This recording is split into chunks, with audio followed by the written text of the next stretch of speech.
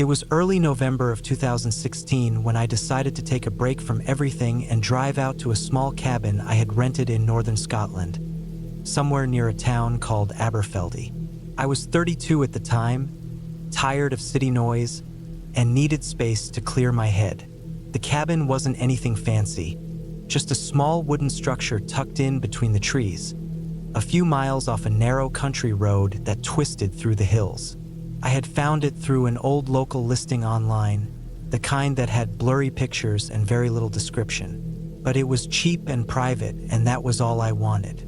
When I arrived, the weather was already gray and cold. The ground was damp from rain the night before, and the leaves were sticking to my boots as I carried my things from the car to the front porch. The cabin looked even smaller in person, with its weathered wooden boards and a single window facing the forest. There was an old tin chimney sticking out from the roof, and the faint smell of burned wood hung in the air from whoever had used it last. Inside, it was simple. One main room with a small kitchen corner, a table, and a couch that looked like it had been there for decades. There was a small bedroom with a single bed and a thin mattress, and a tiny bathroom with a water heater that looked unreliable. The electricity worked, though the lights flickered when I turned them on, and the heater gave off a dry, metallic smell. I didn't care. It was quiet, isolated, and that was exactly what I needed. The first day passed uneventfully. I unpacked, made some instant noodles, and went for a short walk in the woods behind the cabin. The forest was dense, mostly pine and birch trees, and the air had that damp, earthy smell that always reminded me of the countryside. There were no nearby houses, at least none that I could see, and the only sounds were the wind and the occasional snap of a branch under my boots. It felt peaceful in a strange way, lonely but calm. That night, I lit the small wood stove and sat by the window, watching the trees sway in the wind. The sky turned dark early, and by 6, it was completely black outside. There were no streetlights, no passing cars, nothing. Just total darkness pressing against the glass. I remember how quiet it was. So quiet that I could hear the faint hum of my own heartbeat in my ears. When I went to bed, I left one of the lamps on just to break the darkness. The second day was colder. I woke up to a layer of frost covering the ground outside, and the air inside the cabin felt like ice. I boiled some water on the stove to warm up the place and sat wrapped in a blanket, drinking instant coffee. I thought about hiking to a nearby lake that the owner mentioned in the email, but I couldn't find a proper trail. The forest seemed thicker than I expected, and the deeper I walked, the quieter it got. No birds, no wind, just the sound of my footsteps and the crunch of leaves. It started to make me uneasy after a while, so I turned back. Around late afternoon, as the light was fading, I was chopping some wood behind the cabin when I noticed something strange. A faint movement near the tree line about 50 yards away. It looked like a person, just barely visible between the trunks, standing still. My first thought was that it was someone hiking or maybe a farmer from a nearby property. But the way the figure stood didn't look casual. It was stiff, motionless, almost like they were facing me. I stared for a few seconds, waiting for them to move, but they didn't. When I blinked and looked again, they were gone. I assumed I was just imagining things. The light in the woods can play tricks on your eyes, especially when the sun is low. That night, though, I couldn't shake off the feeling that someone had been watching me. Every time I stepped outside to get more firewood, I caught myself glancing toward the trees. The wind had picked up, and the sound of branches scratching against each other was constant. I went to bed around 10, but it took me hours to fall asleep. Every small sound outside made me open my eyes and listen. At some point after midnight, I woke up again, not from a noise, but from the feeling that something wasn't right. The cabin felt colder than before, even though the fire in the stove was still burning faintly. I lay there for a few minutes, staring at the ceiling, when I heard it, footsteps outside. Slow, uneven steps circling around the cabin. The kind of sound that instantly tightens your chest because you know it's real. It wasn't the wind. It wasn't an animal. It was deliberate. I stayed still, barely breathing. The steps stopped near the front porch. I could hear the faint creak of the old wooden boards outside, as if someone was standing right there. Then nothing, just silence. I waited for what felt like an hour, staring toward the faint light coming from the living room. I wanted to check, but every instinct in me said not to move. Eventually, I must have drifted off, still frozen in that position. In the morning, I found footprints outside the porch. They were clear in the frosty dirt, human footprints. Not mine. They came from the direction of the woods and stopped right at the steps, then turned back. The tracks were large, maybe from a man's boots. I followed them for a short distance, but they vanished into the forest where the ground was harder. The next 2 days, I barely slept. I kept the fire going all night and pushed a chair under the doorknob before going to bed. During the day, I walked around the area, looking for any signs of other people, but there was nothing. No nearby cabins, no camps, no tire marks on the road. The nearest town was about 8 miles away. I thought about leaving early, but something about the situation made me want to understand what was happening. On the 4th night, it escalated. Around 2 a.m., I woke up to a scraping sound, like metal dragging across wood. My heart started racing. I turned on the lamp and listened carefully. It was coming from the back of the cabin, near the kitchen window. I got up quietly and stepped into the main room. The scraping stopped.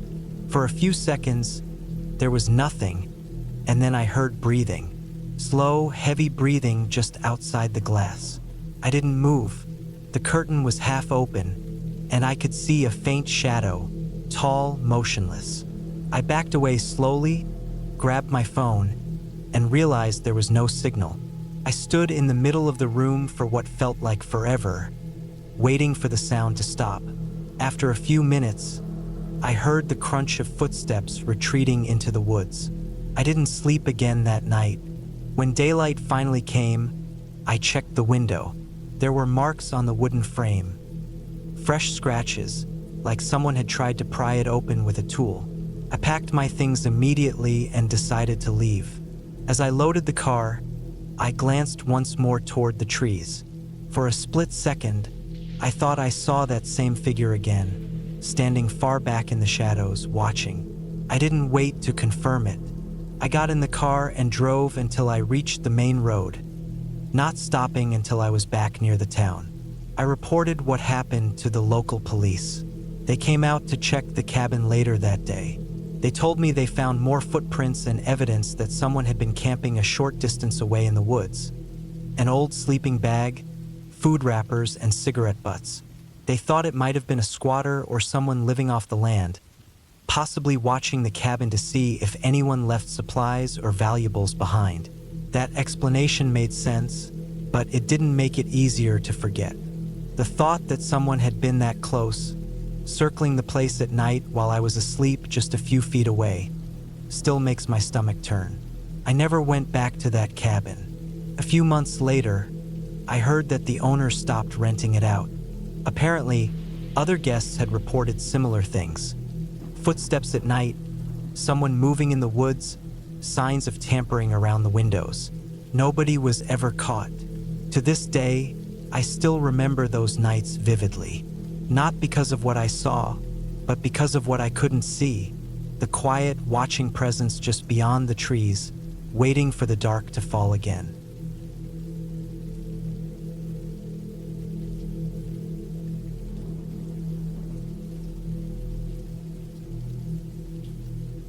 It was the summer of 2016 when I decided to spend a few weeks at my uncle's old farm cabin in southern Illinois. He had passed away a few years back, and since then, no one in the family had gone there. The property had fallen quiet, the land overgrown, the fences leaning, the barn half collapsed at one side. I'd taken some time off work, and I thought it would be good for me to get away from the noise of the city. Just a week or two in silence, fixing small things around, maybe painting the cabin, maybe clearing the brush. That's what I told myself when I packed up my truck and drove out there on that long, empty highway surrounded by fields of corn and soybeans that seemed to stretch forever. The drive took me almost 6 hours, and by the time I reached the narrow dirt road leading to the cabin, the sun was starting to dip low. The gravel popped under my tires, and the road was rough, full of weeds that brushed against the truck. I rolled down my window, and the smell of hot soil and dry grass drifted in. It reminded me of when I was a kid, helping my uncle during the summers. He was a quiet man, never said much, but he always kept things neat and clean. Seeing the place now, the way it had fallen apart, it almost felt wrong. The cabin sat in a wide clearing, the wood siding faded to a dull gray, the front porch sagging slightly. There was an old metal windmill behind it, rusted through and barely turning. Beyond that, an empty field where my uncle used to grow corn. The barn stood a little to the left, its doors half open, roof caved in on one side. I parked near the cabin, grabbed my bag, and stepped out. The air was thick and quiet. Even the usual buzz of insects seemed faint, like the whole place was holding its breath. Inside, the cabin smelled of dust and old wood. The furniture was still there, the same old table, the same sagging couch, the same coat rack by the door. A layer of dust covered everything. I opened the windows, let in some light, then swept the floor and unpacked. The fridge was empty but still worked when I plugged it in. I brought food, some tools, and a flashlight, figuring I might need it if the power went out. That first night, I sat on the porch with a can of beer, watching the fields go dark. The sounds of crickets and frogs picked up as the sun disappeared, but there was something about the silence between those sounds that made me uneasy. The trees beyond the clearing were dense and black, and the only light came from the small bulb over the door. Every so often, I thought I heard something faint, maybe an animal moving through the brush, but it was too far to tell. When I finally went to bed, I left the window cracked open to let in the cool air. I could hear the wind moving through the grass outside, the creak of the porch boards shifting with the night air. Sometime after midnight, I woke up suddenly, though I couldn't say why. The air felt heavy, thick. I lay there listening. Then I heard something faint, slow, steady footsteps on the porch. I froze. The steps were soft but heavy enough that they couldn't be a raccoon or a small animal. They moved from one side of the porch to the other, then stopped near the front door. I didn't move. I just stared at the ceiling and tried to control my breathing. After maybe 30 seconds, I heard the sound again, wood creaking under weight, this time heading toward the window. My window. I turned my head slowly, and through the thin curtain, I could see a faint shadow moving past. It wasn't clear enough to make out, just a shape, tall, broad-shouldered. It stopped there for a few seconds, then moved away toward the edge of the porch. The steps faded, and the night went quiet again. I didn't sleep much after that. The next morning, when I stepped outside, I checked the porch. There were faint marks near the edge, footprints in the dust, long ones like from boots. They led off the porch into the tall grass and disappeared. I tried to tell myself it could have been some hunter passing through, maybe just checking the place out, though the nearest farmhouse was miles away. I spent that day clearing weeds around the cabin and fixing one of the broken shutters. The heat was sharp, and the sun burned my neck. The land around the farm felt empty in a way I couldn't describe. Not peaceful, just hollow. Every sound carried too far. The buzz of a fly, the thump of my hammer, even my footsteps on the dry earth. When night came again, I locked the doors and windows, but I kept the light off inside. I sat on the couch in the dark, looking out through a small gap in the curtain. The moon was bright, and I could see the outline of the field and the barn. Around midnight, I noticed something, a flicker of movement near the barn. I squinted, thinking maybe it was just the wind moving through the broken boards. But then I saw it again, someone stepping out from behind the barn, walking slowly toward the cabin. I could barely breathe. The figure moved through the grass quietly, stopping every few seconds, like they were listening. When they reached the edge of the clearing, they crouched low. I couldn't see their face, but they were tall, wearing dark clothes. They stayed like that for a long time, maybe 5 or 10 minutes, not moving. Then they turned and disappeared back toward the trees. The next morning, I checked around the barn. I found boot prints again in the dirt, fresh ones, and they were big, larger than mine. I walked around the back and found an old shovel leaning against the wall, the handle damp like it had just been used. I looked around but didn't see anything freshly dug. Still, I couldn't shake the feeling that someone had been there during the night, maybe more than once. By the third night, I was on edge. I barely ate, and I kept the flashlight and a hammer beside my bed. Around 2 a.m., I heard it again, footsteps, this time slower, more deliberate. They came up the porch steps and stopped at the door. I could hear the faint scrape of something against the handle. Not turning it, but touching it. Then silence. I waited, listening. My heart pounding so hard I thought whoever was outside could hear it. After a few minutes, the steps moved away again, fading into the grass. At sunrise, I checked the door. The handle had a greasy smudge on it, like from dirty hands. That was it. No other sign. I packed my things that morning and decided to leave. I told myself I'd come back later with someone else, maybe my cousin, just to check things out properly. But as I was loading my truck, I noticed something strange in the field behind the barn. The ground there was uneven, like someone had dug and filled it recently. The soil was darker, damp-looking even though it hadn't rained in days. I walked closer, and there were small scraps of fabric caught in the dirt. A torn sleeve maybe, or an old rag, I couldn't tell. I didn't dig. I didn't want to. I drove out of there and didn't look back until I reached the highway. The farm disappeared behind the trees, and I felt a tightness in my chest start to ease, though it never fully went away. A few weeks later, I read a short article online about a missing man from a nearby town. A drifter, they said, someone who'd been wandering from farm to farm looking for work. They found him buried in a shallow grave on private land not far from where my uncle's cabin stood. No one knew who did it or when. They said it looked like he'd been dead for months. I didn't tell anyone about what I'd heard or seen, but I think about it sometimes, about those footprints, the sound of those slow steps on the porch, the dark figure watching from the field. Maybe it wasn't the man they found. Maybe it was whoever put him there, still walking that land at night, still checking the cabin for anyone who came too close. I sold the property not long after. The buyer never asked about it, and I didn't offer anything. I just wanted to forget it.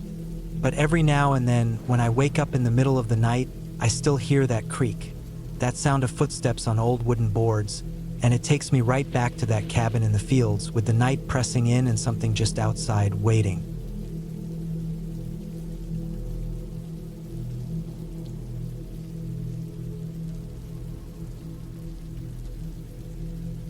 It was late October 1998 when I decided to build myself a small cabin out in the woods near the outskirts of northern Maine. I was 32 then, tired of city noise, tired of people, tired of everything that never seemed to quiet down. I wanted space, something that felt untouched. I'd saved enough money working construction to take a few months off and start on something of my own. I found a small piece of land that stretched deep into the forest, about 3 acres, with an old trail cutting through a thick cluster of pine and birch trees. The soil was damp even on dry days, and the wind carried that sharp, cold smell of rain even when the sky looked clear. I started the build at the end of September, working mostly alone with a small generator and a pile of lumber I'd bought secondhand. The first few weeks went fine. It was quiet out there. Too quiet sometimes, but I liked it that way. I'd wake up at dawn, boil water for coffee on a small camping stove, and get to work hammering and sawing until my hands ached. By the middle of October, I had the frame done, the roof half covered, and the floorboards nailed tight. But the weather had started turning rough. Rain came almost every evening, sometimes just a drizzle, other times a full storm that turned the dirt into slick black mud. I'd built a tarp shelter beside the cabin, where I kept my tools and an old army cot for sleeping. Every night I'd listen to the wind shake through the trees, the rain hammering against the tarp so loud that it sounded like gravel being thrown from above. I got used to it after a while, but there was something about those nights that felt wrong. Like the rain drowned out sounds I should have been hearing. On one of those nights, a Friday I think, the rain came earlier than usual. I'd been cutting the last few planks for the roof when the clouds opened up fast. The wind started bending the trees, and I could feel the cold water soaking through my jacket in seconds. I rushed to cover my tools and drag them under the tarp. The mud pulled at my boots, and the forest around me turned to a blur of gray and black as the storm rolled in. The generator sputtered out just before dark, leaving me with nothing but the beam of my flashlight. I figured I'd call it a day. The plan was simple: wait out the storm under the tarp, then start early the next morning to get the roof finished. But when I lay down on that cot, I couldn't relax. The rain had a strange rhythm. Fast, then slow, then suddenly pounding again like something was hitting the tarp. I told myself it was just the wind pushing branches around. I turned on my side, trying to drift off, but I kept hearing a noise that didn't fit with the rain. It was faint at first, like soft thudding from deeper in the woods. I tried to ignore it, thinking maybe it was an animal trying to find cover. But it kept coming back, steady, almost like footsteps sinking into the mud. My dog, Max, who usually slept under the cot, started shifting around, restless. He gave these low grumbles, the kind that mean he's unsure about something. I reached down and felt him trembling slightly. I turned off my flashlight to let my eyes adjust to the darkness. The tarp flapped wildly, and every gust of wind carried bits of wet leaves across the ground. The rain was pouring so heavy that I could barely see past the first few trees, but I thought I saw movement, a darker shape moving between the trunks, slow and unsteady. I froze, listening. The sound of those steps got louder, wet and heavy, like someone dragging something behind them. My chest felt tight. I told myself again it could just be a deer, but deer don't move like that, not in a straight line, not that slow. I stayed completely still. The rain made it impossible to tell how close the sound really was, but it felt near, too near. Max gave a low growl, and I grabbed the hammer that was lying beside my cot. I didn't move for maybe 10 minutes. Then the sound stopped completely. I waited, holding my breath, my grip tight on the hammer. When nothing else came, I turned my flashlight back on and swept it across the trees. Nothing, just rain falling through the light in silver lines. I tried to shake it off and told myself to stop being paranoid, but the feeling stayed, that tight, crawling sense that I wasn't alone out there. The rain went on for hours. Couldn't sleep. Around midnight, the tarp started leaking through one of the seams, dripping right beside my cot. I shifted over, annoyed and tired. That's when I heard it again. The same sound, faint but distinct. This time it wasn't footsteps. It was metal, a soft, scraping metal sound, like something brushing against the cabin frame I'd been building. It came from the direction of the half-finished wall, maybe 30 feet away. I turned off the flashlight again and waited. The rain masked most noises, but the scraping came again, longer this time, sharper. It was coming from the cabin for sure. Max started growling again, low and steady, his eyes locked in that direction. My stomach twisted. I forced myself to move. I grabbed the flashlight and stepped out from under the tarp, the mud sucking at my boots. The beam cut through the rain, shaky in my hand. I swept it over the cabin. The half-built structure stood in the darkness, the roof still open on one side, the wooden walls slick and shining with water. I walked closer, heart pounding so hard it felt like I could hear it.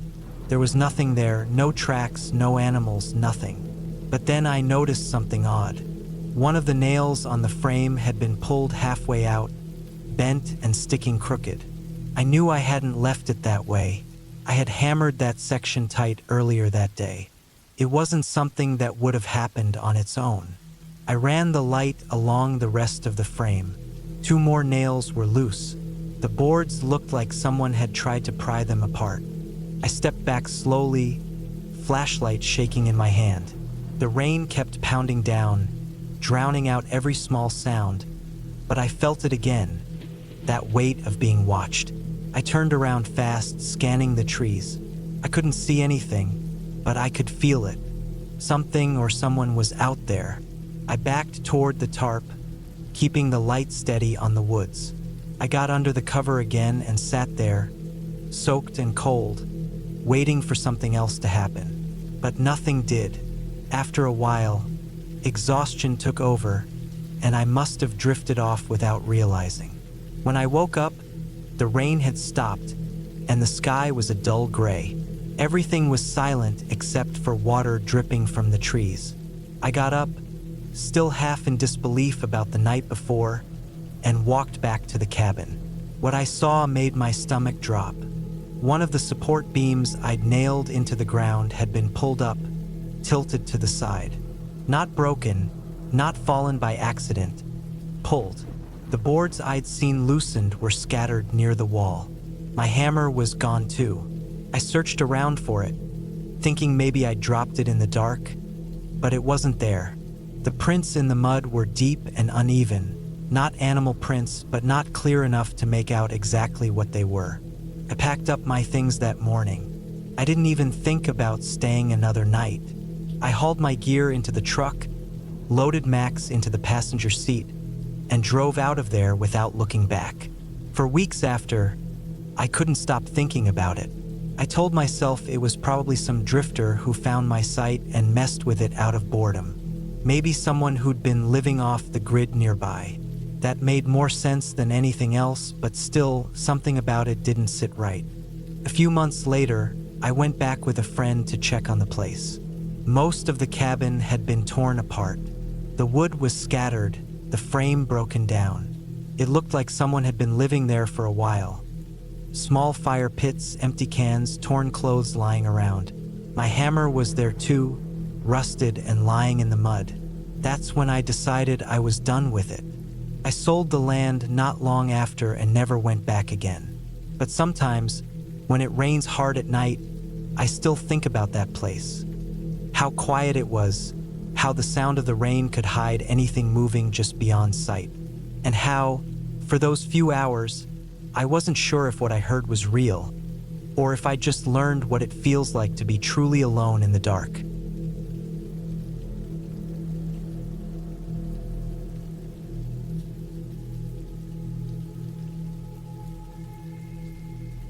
It had been almost 6 years since I last saw the cabin. My ex-husband, Mark, built it with his own hands back when things between us were still good, before the constant arguing, before the late nights apart, before I found out who he really was when he thought I wasn't looking.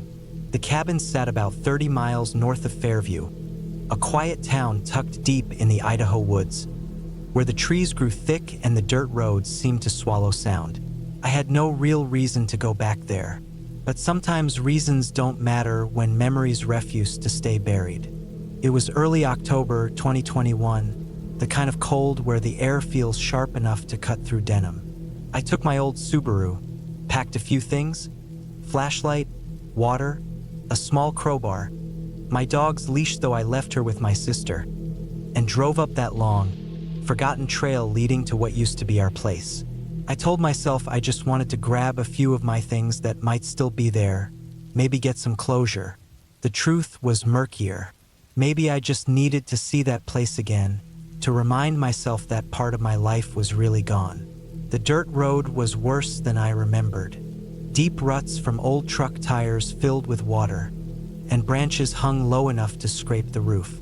I drove slow, trying not to blow a tire. The forest looked thicker now, almost like it was closing in. The deeper I went, the quieter everything got. I killed the engine for a moment, rolled down the window and listened. No birds, no wind, just that deep silence you only get in the woods when nothing wants to make a sound.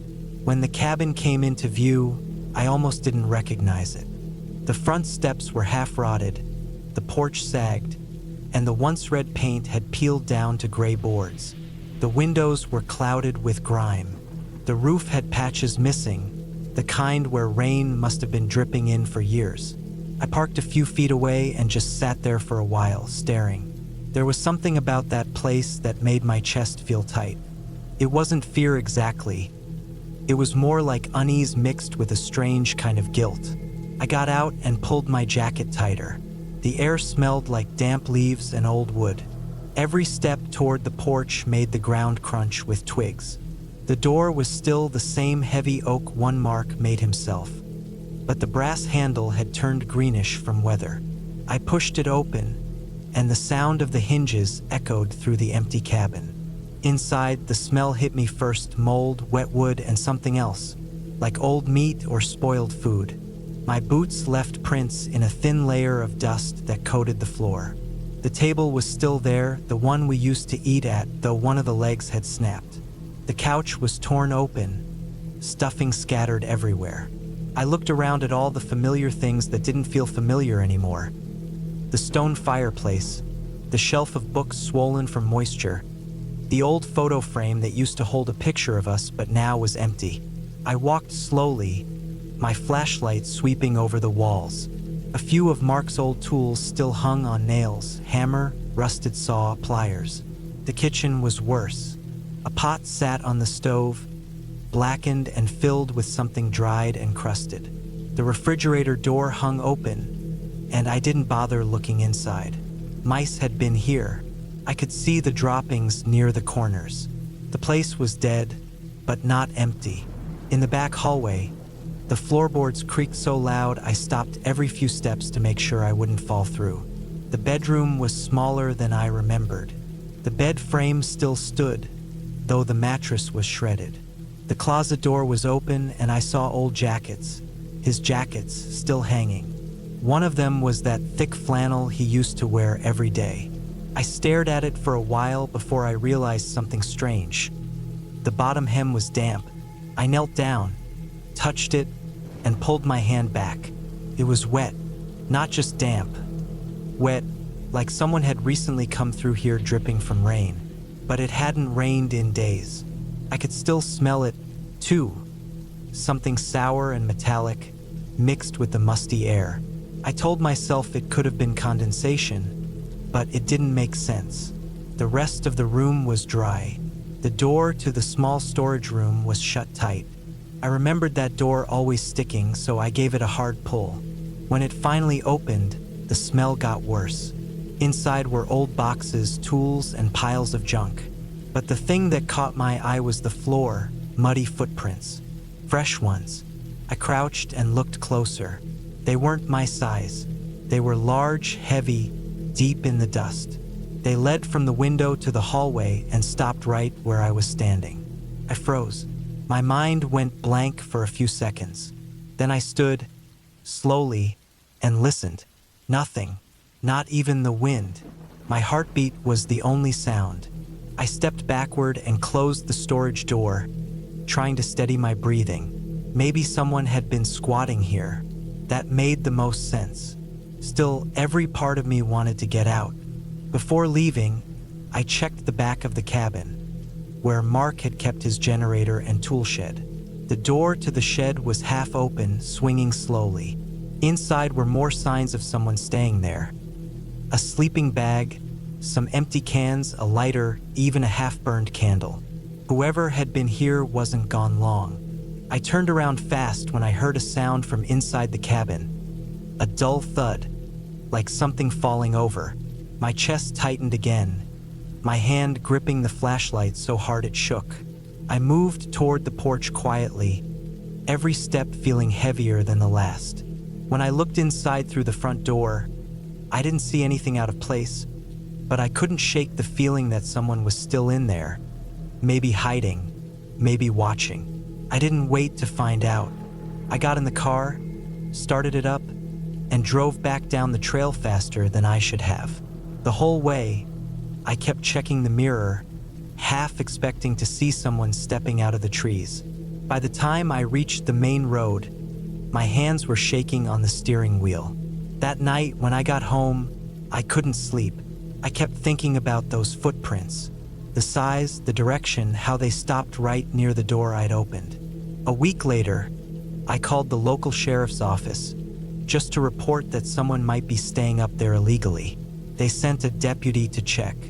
When he called me back, his tone was calm, but I could tell he didn't want to talk much. He said the place was empty, but he did find signs of someone being there recently. The strange thing, he said, was that whoever it was must have left in a hurry. A sleeping bag was left behind, torn open, a few cans scattered, and the back window had been broken out from the inside. I thanked him and hung up. I didn't tell him about the wet jacket or how the footprints had stopped right beside me. I didn't mention the smell or the thud I heard. Some things are better left unsaid. Months went by and winter settled in. I never went back, but sometimes, when I can't sleep, I find myself thinking about that cabin and about Mark. He died 2 years after we split. Some accident in Alaska, they said. I never saw his body, just paperwork and official report. Every now and then, I wonder if someone else took over that place, or if it still sits there, falling apart, sinking into the woods. But there's something I can't shake. When I opened that storage door and the smell hit me, and I saw those fresh, wet footprints, there was a mark on the floor near them, like something heavy had been dragged. I didn't think much of it then, but the more I replay it, the more I realize it wasn't just random mud. It looked like a line, thin, dark, and long, like a shovel scraped through the dirt, leading right to the trapdoor under the rug in that storage room. A trapdoor I had forgotten was even there. And now, even though I tell myself I won't, I know someday I'll go back. Not because I want to, but because I have to know what was under that floor.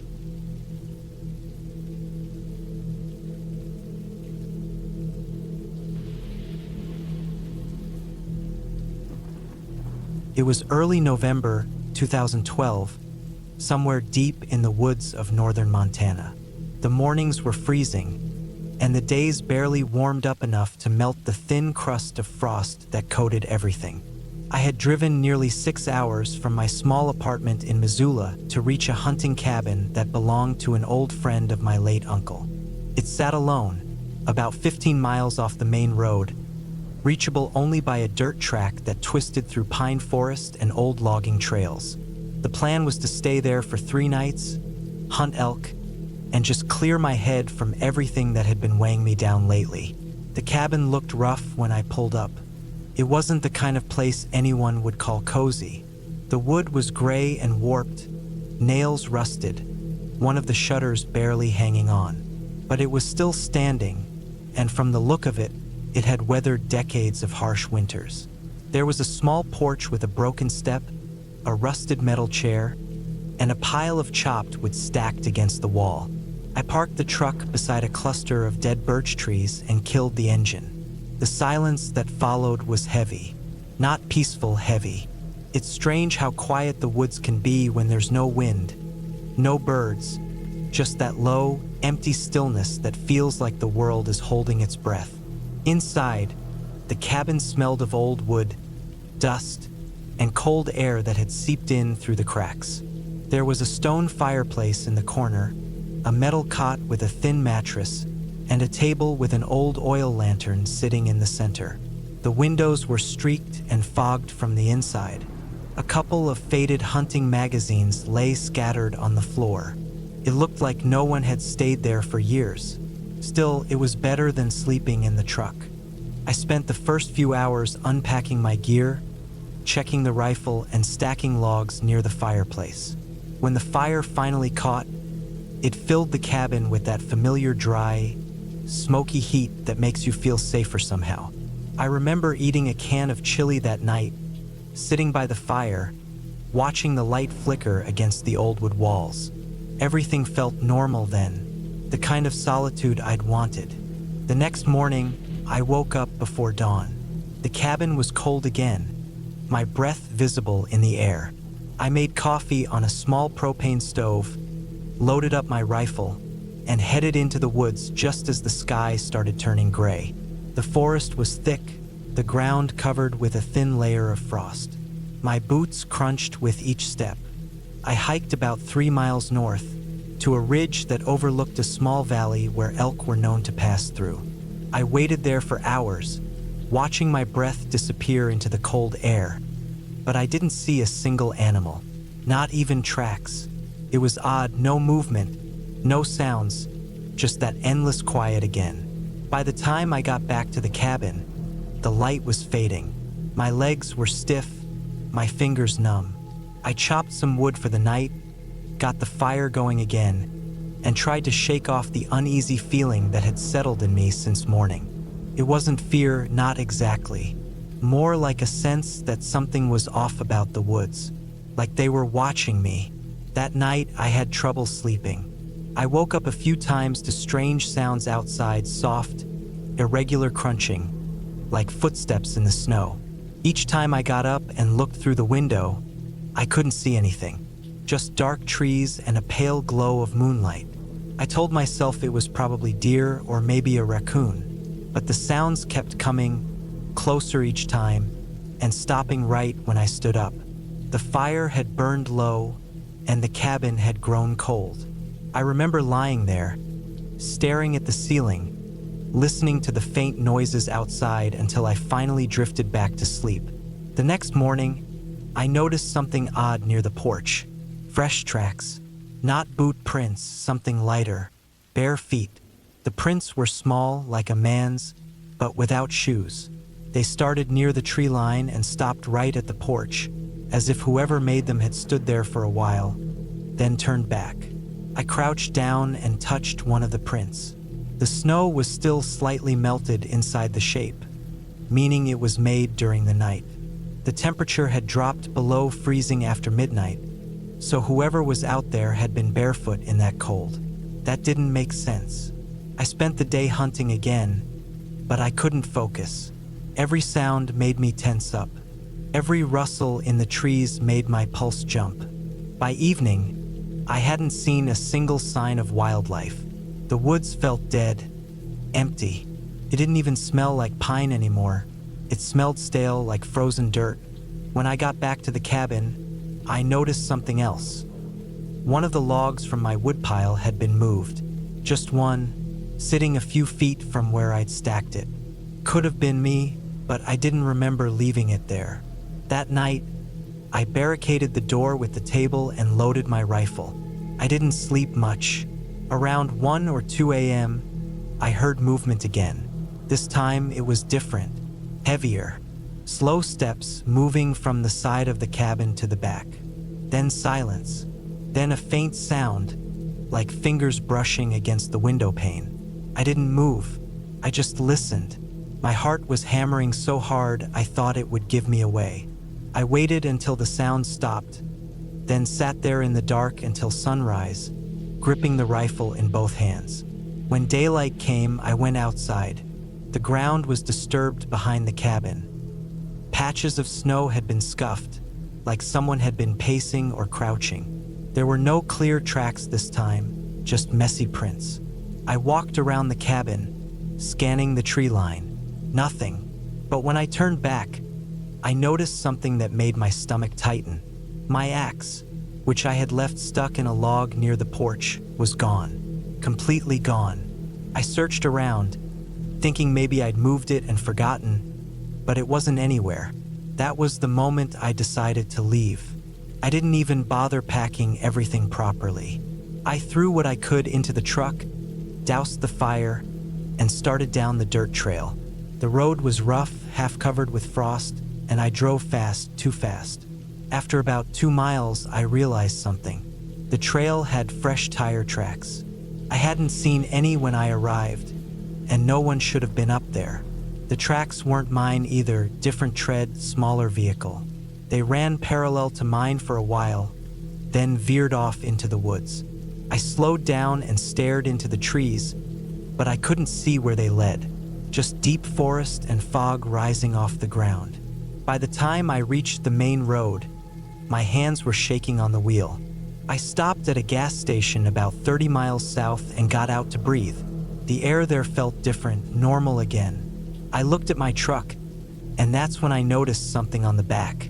On the tailgate, drawn through the thin layer of frost, were finger streaks. 5 long streaks dragging downward, like someone had traced their hand across it in the cold before it melted.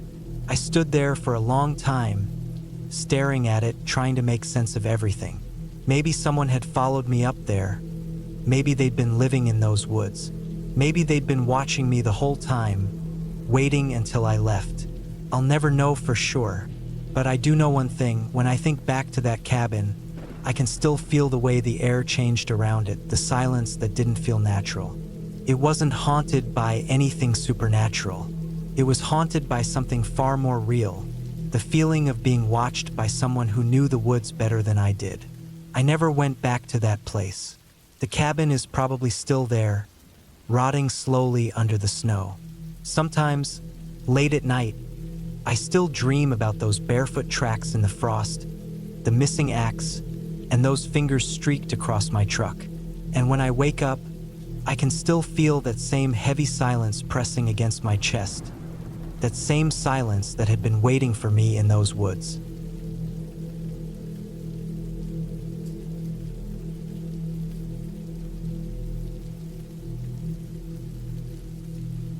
It was late October 2018 when I decided to take a week off from work and drive out to a remote cabin in northern Arizona. I had rented the place through a small listing I found online, an old wooden cabin sitting deep in the desert hills, far away from towns or cell towers. I wanted quiet. I wanted to clear my head. I was 33 back then, working as a mechanic, and I'd been exhausted for months. The idea of being alone out there, just me and the wide empty land, sounded peaceful at the time. I didn't know what kind of peace I was walking into. The road leading there was barely a road at all, just a strip of dirt winding through dry scrub and scattered rocks. My old pickup rattled with every bump. Dust rolled over the windshield in clouds, and the further I drove, the more I realized how isolated the place was. I passed one broken-down fence about 15 miles before the cabin, then nothing but stretches of open desert. No houses, no signs, not even power lines. When I finally reached the cabin, the sun was dropping low, casting everything in a dull orange. The cabin itself was small. 2 rooms, a porch with a missing step, and a metal roof that looked like it had been hit by hail more than once. There was a water tank beside it and a generator out back. I unloaded my bags, stocked the fridge, and by nightfall I had the fire going. It was dead quiet out there, so quiet that I could hear the faint hum of the generator from inside. The first 2 nights were fine. I spent my days walking around the dry gullies nearby, taking photos, and my nights sitting by the fire, reading or just listening to the wind. But by the 3rd night, things started to feel different. It began with the noises. Around midnight, I heard something moving outside, slow steps, crunching the gravel. At first, I thought it was an animal, maybe a coyote. I'd seen plenty of them earlier that day. But then the sound stopped, completely. No retreating steps, no breathing, no movement, just silence. When I finally looked out the window, there was nothing, just the dim outline of the desert under the moonlight. The next morning, I noticed tracks in the dirt near the porch. They looked like animal tracks at first, long, narrow, but wrong somehow. The shape was uneven, like a human foot but stretched, toes pressed too deep into the soil. I tried to brush it off as my imagination. I told myself it could have been from boots or maybe even erosion from rain a few days before. But that didn't explain why there were only 2 prints. Not a trail, just 2, side by side. That night I couldn't sleep. The wind picked up and the generator kept flickering. Around 2 in the morning, I heard scratching along the side of the cabin. Slow, steady, dragging scratches that ran from one end of the wall to the other. I turned off the lamp, listening. The noise stopped. Then something thudded against the porch, once hard enough to rattle the window frame. I waited for a few minutes, heart pounding, staring at the front door. It stayed quiet after that, and eventually, I dozed off on the couch with my flashlight still in my hand. The next morning, I went out to check.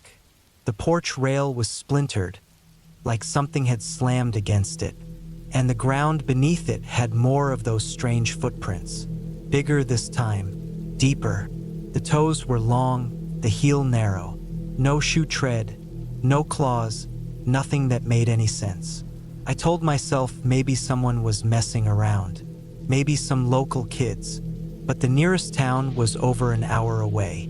I didn't see a single person on the drive-in, and there weren't even tire marks on the road out front. That evening, I decided to keep the generator off.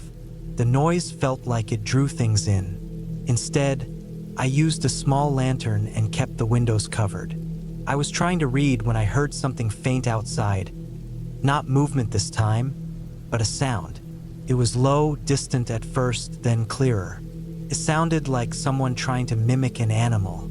A soft, drawn-out yelp, like a coyote's call, but it didn't sound right. It was slower and off-pitch, like someone who'd never heard a real one was trying to copy it. I sat there, frozen. The sound came again, closer this time. Then silence. I stayed awake until dawn, gripping the flashlight, listening to every creak of the cabin's frame. When morning came, I packed my bag. I was ready to leave. But when I went outside, I saw something that made me stop cold. On the hood of my truck were handprints. Not greasy or dusty, but dark, almost oily. They were long-fingered and streaked down the side, like someone had dragged their hands across it during the night. I checked the locks. The truck was fine, but it gave me a sick feeling in my stomach. Still, I was done. I loaded my things, started the engine, and began driving out. The dirt road was rough, and I kept glancing in the rearview mirror every few seconds, half expecting to see something running behind me. About 10 minutes into the drive, I saw movement off to the right, a shape between the mesquite trees. I slowed down. It stood just beyond the brush line, still as stone. From a distance, it looked like a person, tall, thin, naked from the waist up. Its skin was pale, almost gray, and it seemed to shimmer in the sunlight, like stretched leather. Its face was turned toward me, but I couldn't make out the features clearly. The arms hung unnaturally long, and it didn't move, not even when I stopped the truck. I stared for what felt like a full minute. Then it tilted its head, slow, deliberate, like it was studying me back. That's when I pressed the gas and didn't stop until I hit the paved road 30 miles later. I didn't tell anyone. I didn't call the owner. I just left the key in the drop box of a gas station in Winslow and drove straight home. But for weeks after, I kept thinking about it. About the prints, the sounds, the figure standing by the trees. I tried to find explanations, dehydration, stress, maybe the desert playing tricks on me. But the part that still keeps me awake isn't the night itself. It's what I found 2 days later. When I went to wash my truck, I noticed a long smear beneath the passenger side door. It wasn't dirt. It was dried blood, faint but real. There was a small clump of coarse hair stuck in the handle, brownish and rough like animal fur, but too thick to belong to a coyote. I scraped it off and told myself it must have come from hitting something on the drive back. Maybe a stray animal I didn't notice. I tried to believe that, but the part that really bothered me was the shape of the smear. It wasn't random. It looked like a palm. It's been 7 years now, and I still think about that night every time I see desert land stretching empty under the sun. I haven't gone camping since, haven't stayed anywhere that didn't have neighbors nearby. I sometimes wonder if whatever I saw that night even cared about me being there, or if I had just wandered too far into a place I wasn't supposed to be. But the one thing I know for sure, that thing in the desert wasn't a man, and it wasn't an animal either. And if it's still out there, somewhere in that open land, it knows the sound of my truck. It knows the smell of my fear. And maybe on some nights when the wind moves across the desert just right, it's still waiting for me to come back.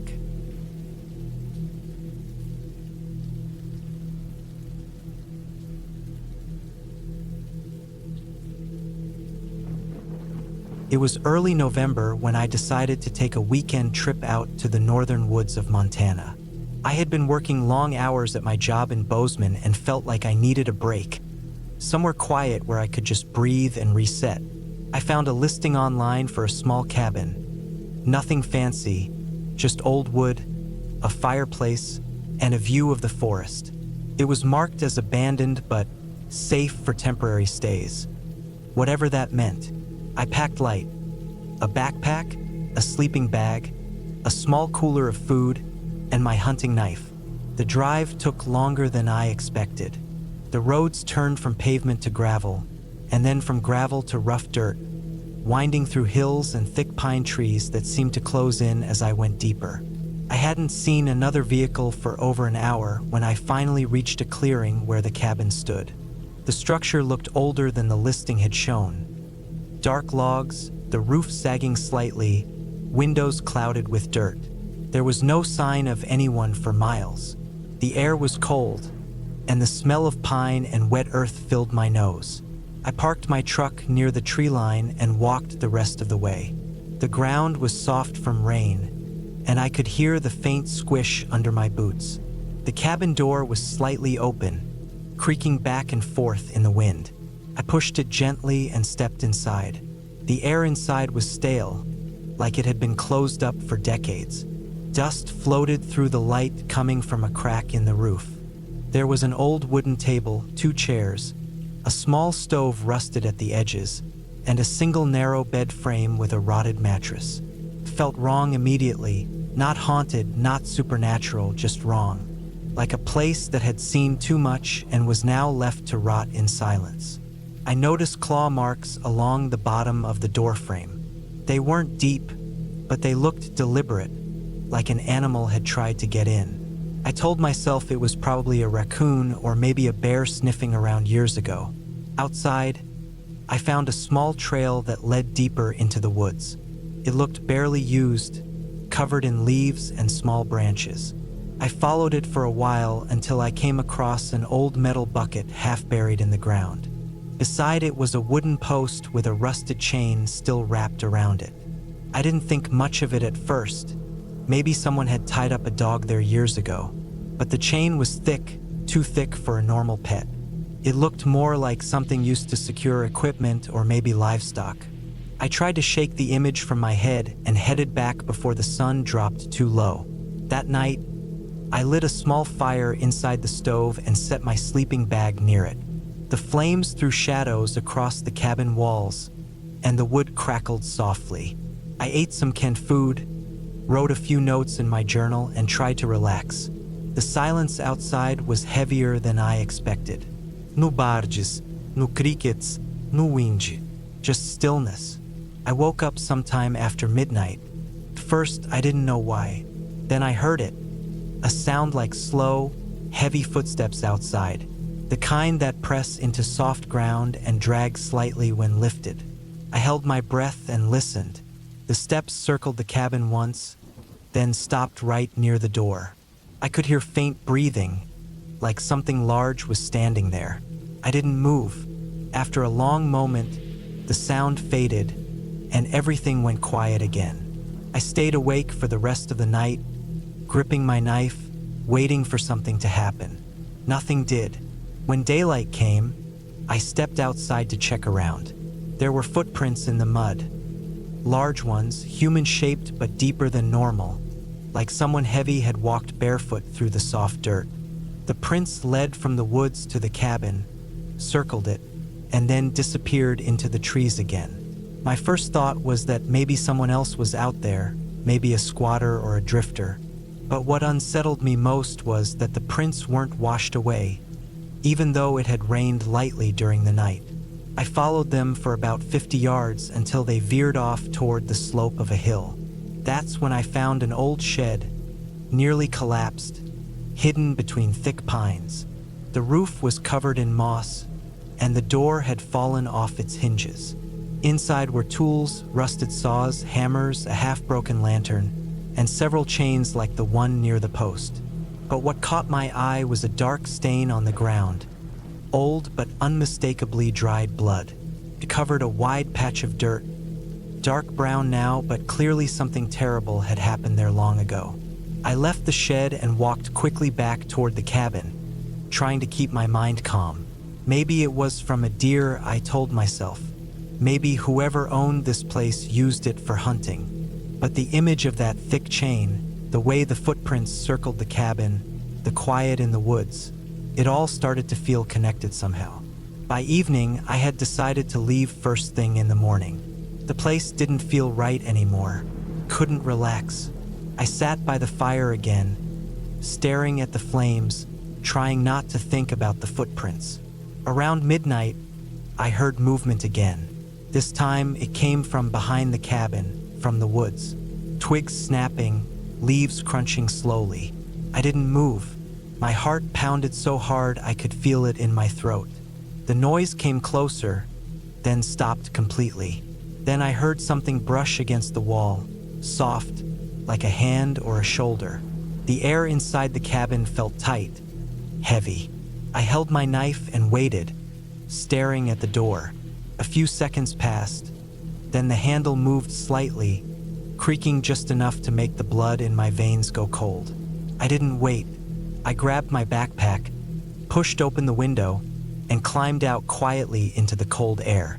The moon was barely visible through the trees, but I could make out movement near the edge of the clearing. A dark shape crouched low, moving slowly along the ground. It wasn't an animal. It was too big, too deliberate.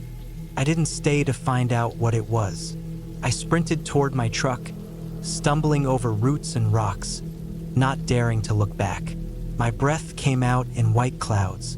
The forest felt endless, every sound sharper, every shadow alive. When I finally reached my truck, I jumped in and slammed the door shut. My hands shook so badly I dropped the keys twice before getting the engine started. The headlights lit up the trees, and for a split second, I saw something standing just beyond them. Person, tall, motionless, facing me. No clothes that I could see, just pale skin and long, tangled hair. I didn't stay long enough to look closer. I hit the gas and tore down the dirt road, gravel spraying behind me. I didn't stop until I was back on the main highway, miles from that forest. I didn't sleep that night or the next. When I finally looked up the area online a few days later, I found an old article about a man who had lived up there in the 1970s. It said he had gone missing after several reports of people hearing screams from the woods near his cabin. Search teams had found blood near a shed but no body. The property had been abandoned ever since. I don't know what I saw that night. I don't want to know. All I know is that the sound of those slow footsteps still echoes in my head sometimes, especially when it rains. And every time I think about that chain half buried in the ground, I wonder if it was meant to keep something out or keep something in. I never went back to that place again, and I never will.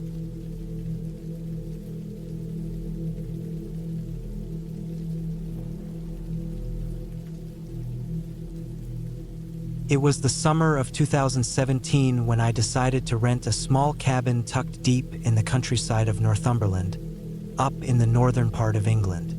I had been working long hours in Manchester, and I needed time away from everything. No traffic, no people, no noise. Just the quiet and the green hills. The cabin I found online looked simple but peaceful.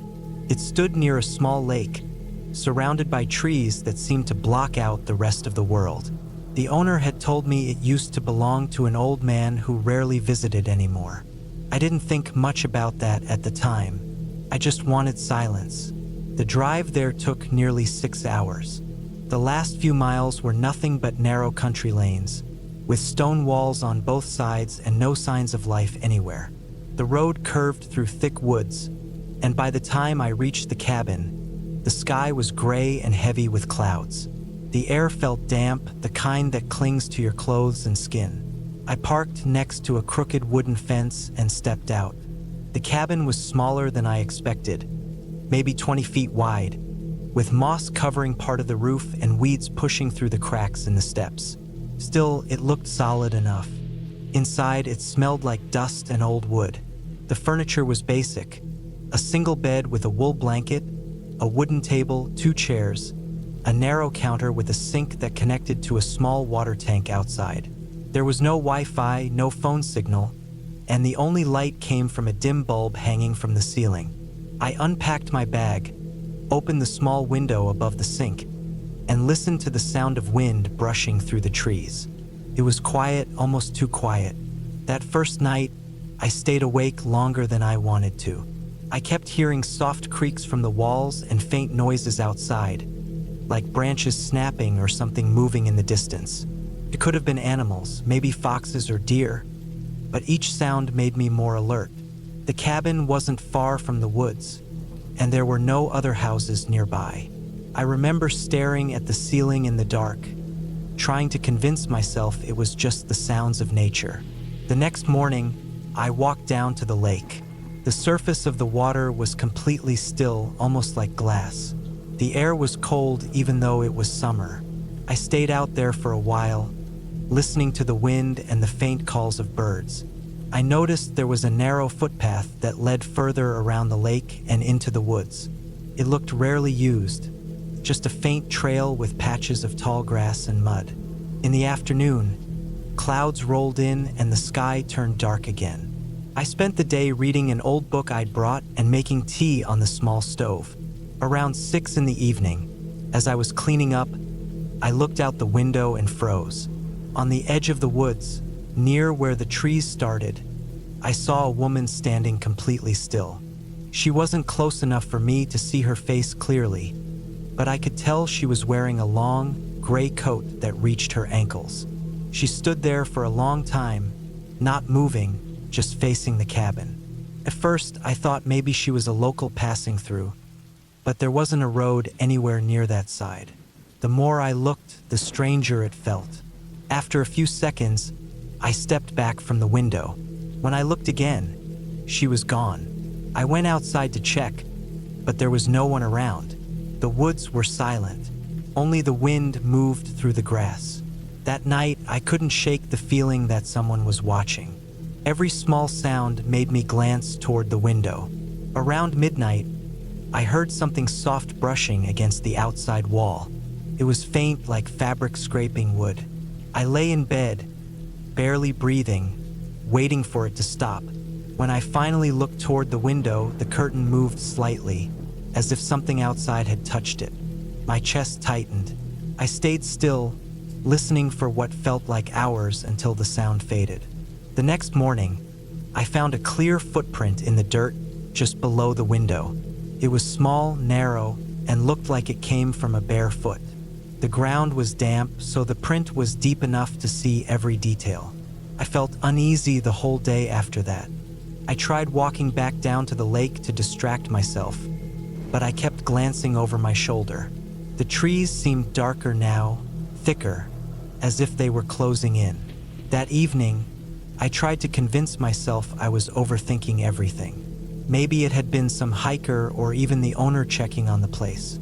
Still, I couldn't relax. I locked the door earlier than usual and left the light on inside.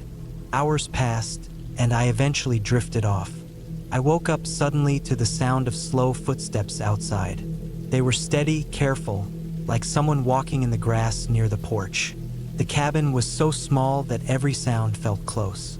My heart pounded so hard I could hear it. Then there was a soft thump on the porch. I stared at the door, barely breathing. The steps stopped for a moment, then started again, circling the cabin slowly, as if whoever it was walking around, checking each side. I didn't move. My mouth was dry. After what felt like forever, the sound stopped. I stayed awake until morning, clutching the flashlight I kept beside my bed. When daylight came, I stepped outside carefully. The grass was damp, and the ground was soft enough to show footprints. There were several small ones around the cabin, all barefoot. They led around the building and disappeared into the woods. That's when I noticed something else. The latch on the back window was slightly bent, as if someone had tried to pry it open. That was enough for me. I packed my bag immediately, but before leaving, I decided to take a quick walk toward the woods, just to confirm that no one was still around. I followed the footprints until they reached the trees. About 20 feet in, I saw a small piece of fabric caught on a branch. It was gray, the same color as the coat I'd seen the woman wearing. I didn't go any further.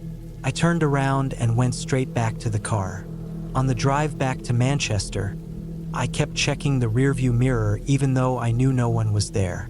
When I finally got home, I called the cabin's owner and told him what happened. He sounded uneasy but not surprised. He said there had been a few odd incidents in the past. People spotting a woman near the woods or finding things moved around when they returned from town. No one had ever reported harm, but it was enough to make most renters never come back. Later that week, I did a bit of searching online out of curiosity. I found an old local article about a woman who had gone missing in that area more than 10 years ago. She was last seen walking near the same lake. They never found her body. Some hikers reported seeing someone who matched her description years after, but police never confirmed anything. It's been years since then, but I still think about that cabin sometimes. The image of that woman standing at the edge of the woods doesn't fade. I can still see how still she was, how her coat swayed slightly in the wind. I've stayed in plenty of quiet places since, but I've never felt that same kind of silence again. The kind that presses against your ears and makes you feel like something is just waiting out there, watching, but never moving closer. Even now, when I think about it, I can almost hear the soft scraping against the wood outside that night, slow and steady, as if reminding me that she was real. Not a ghost, not a story, just a person or whatever was left of her, still wandering near that forgotten lake, deep in the woods of Northumberland.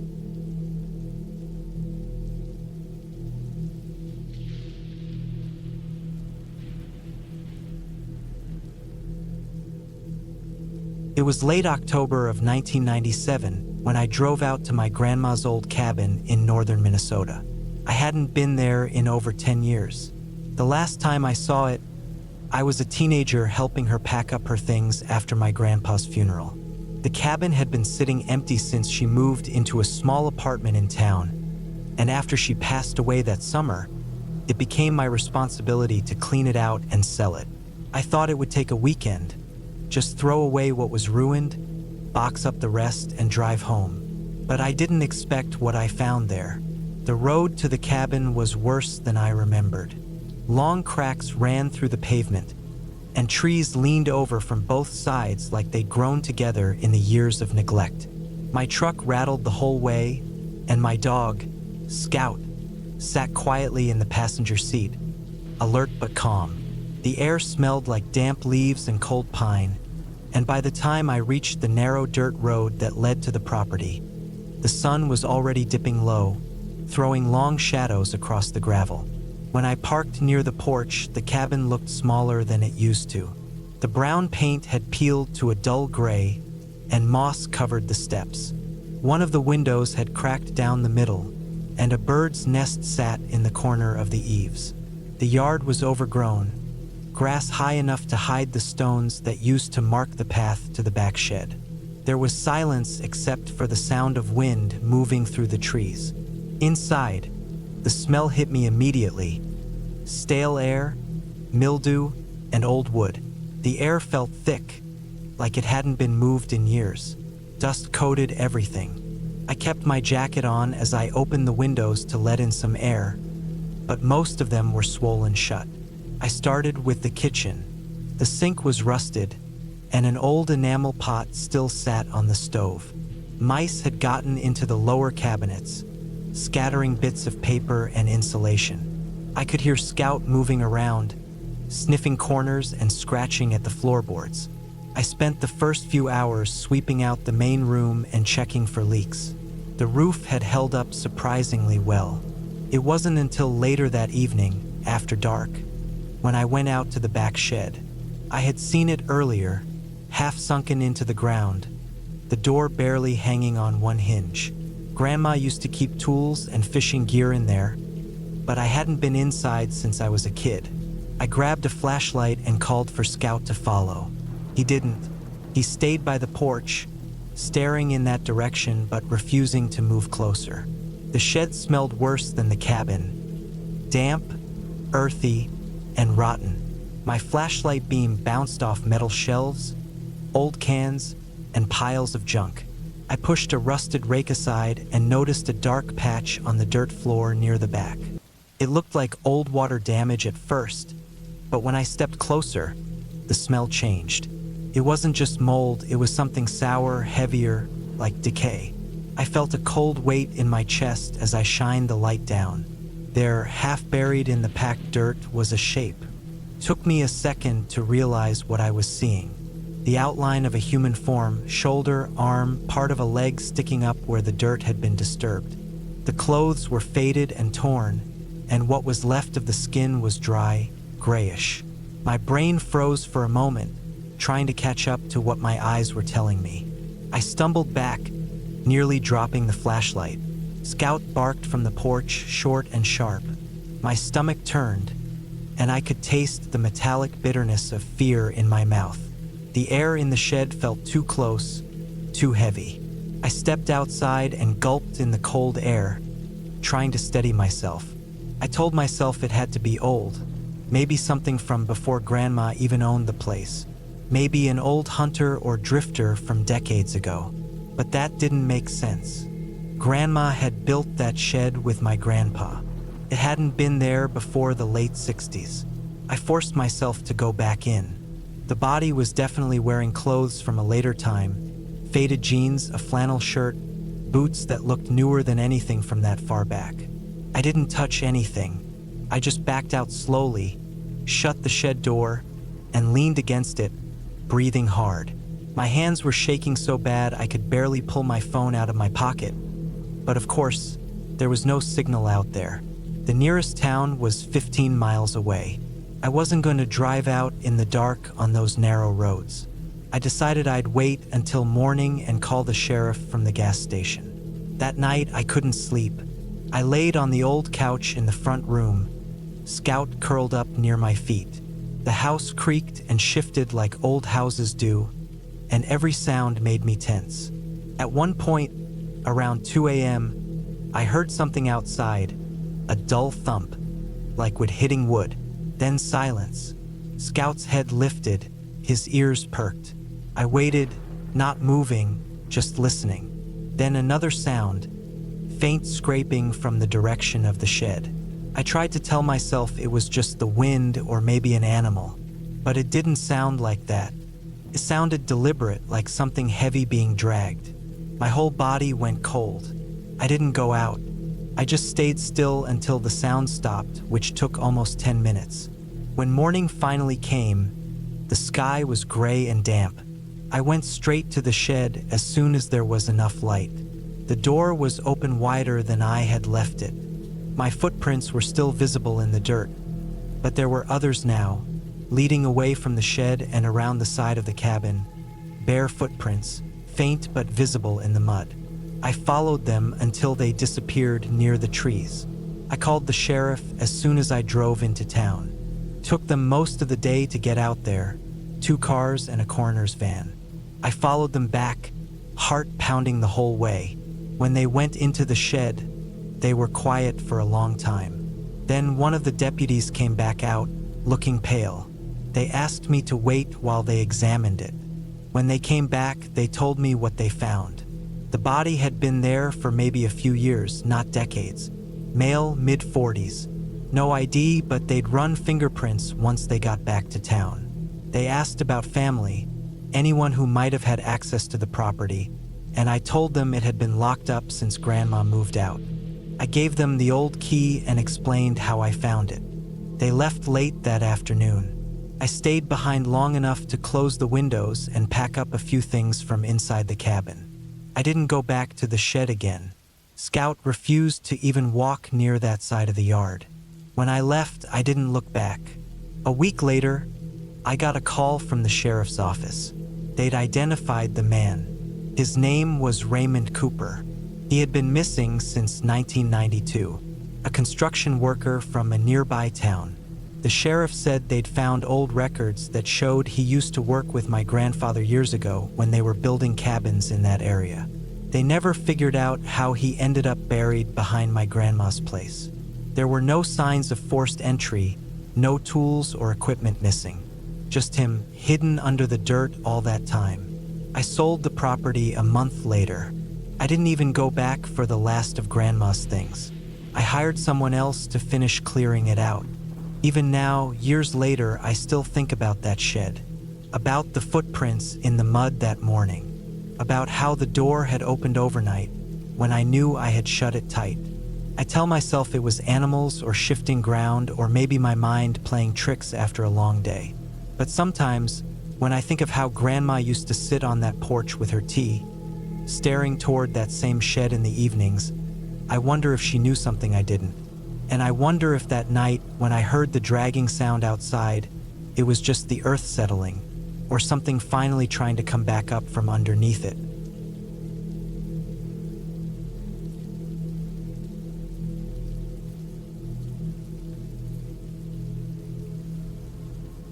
It was early autumn of 1998 when I took a temporary position as a park ranger at Bear Hollow Reserve, a stretch of thick forest and rocky valleys about 60 miles north of Boise, Idaho. I was 28 at the time, broke, and trying to get away from the noise of the city. The job paid little, but it included a cabin, small, old, and isolated, set near the edge of a long abandoned trail that ran along a dried creek. I didn't mind the quiet. In fact, I wanted it. The cabin was about 6 miles from the ranger station, and the dirt road leading there was rough, overgrown with weeds that scraped the underside of my old Ford. The building itself was no bigger than a single-room apartment, built decades ago when the park was still being mapped. It had a wooden porch that slanted slightly to one side, a narrow bed against the far wall, a small kitchen with a rusted sink, and a wood-burning stove that looked like it hadn't been used since the early 70s.